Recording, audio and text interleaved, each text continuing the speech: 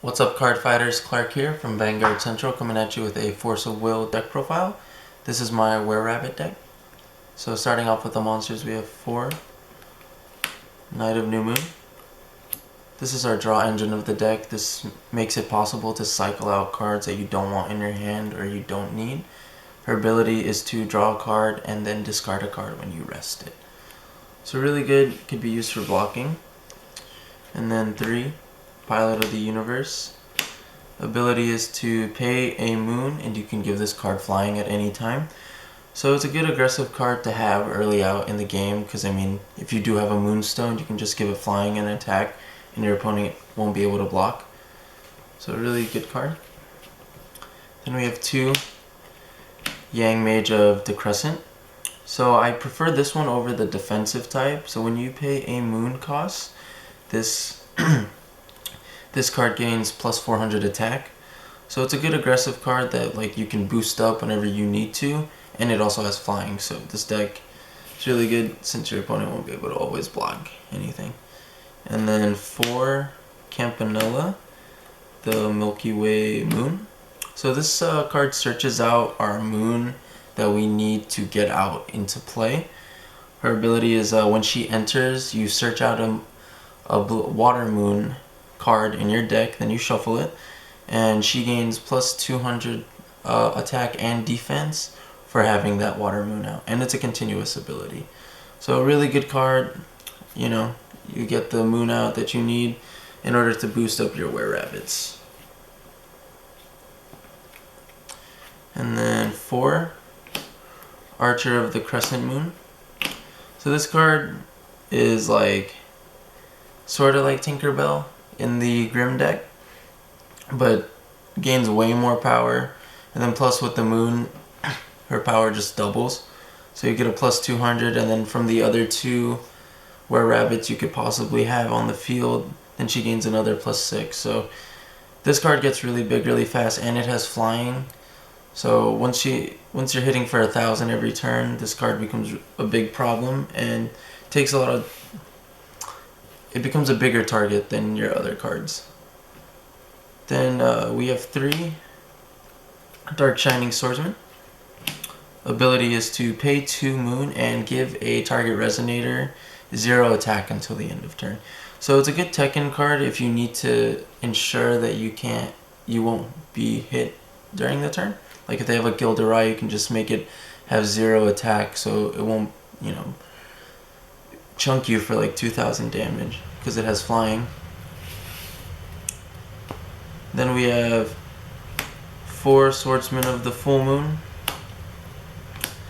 When this card enters the field, you get to bounce a resonator back to your opponent's hand. So it's a good counter card that you can play after an opponent's used a lot of mana. A lot of stone will or whatever to get a really high costed monster out on the field. And she is flying, so she's very aggressive, and she has a nice sword and suit. And then the last monsters are 2, Mephistopheles. He has target attack and flying. His continuous ability is that if he is targeted by a spell or ability by your opponent, they have to pay 500 points, 500 life points that is, and you have to banish a resonator at the end of the turn.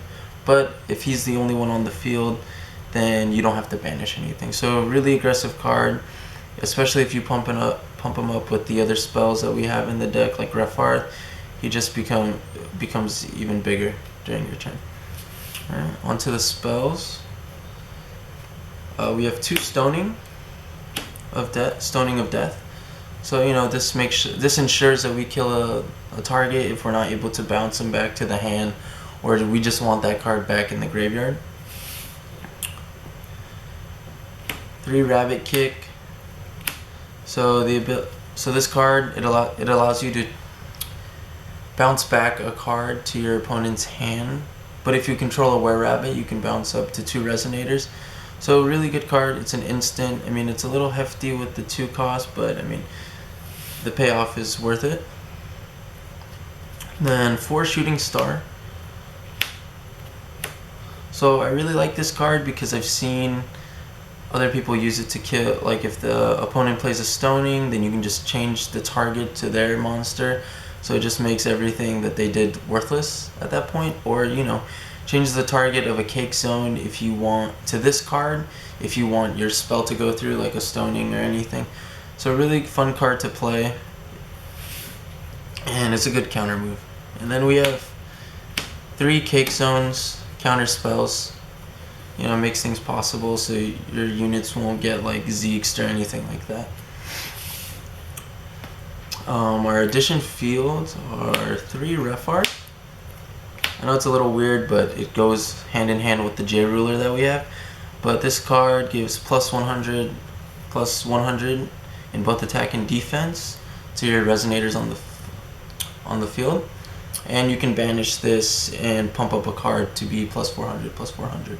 So with our J ruler, her J activate becomes free, and it doubles when she's out on the floor.